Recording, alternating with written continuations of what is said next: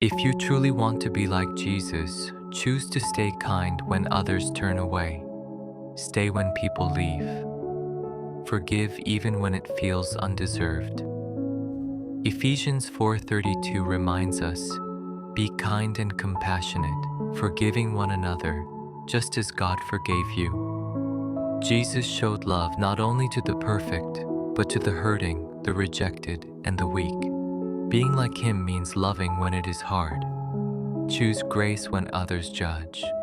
Choose patience when anger is easier. Choose love even when your heart feels tired. This does not mean you are weak. It means God's love is alive in you. In a world quick to condemn, your quiet mercy can change hearts. When you love like Jesus, your life becomes a light that reflects His compassion, healing, and hope to everyone around you.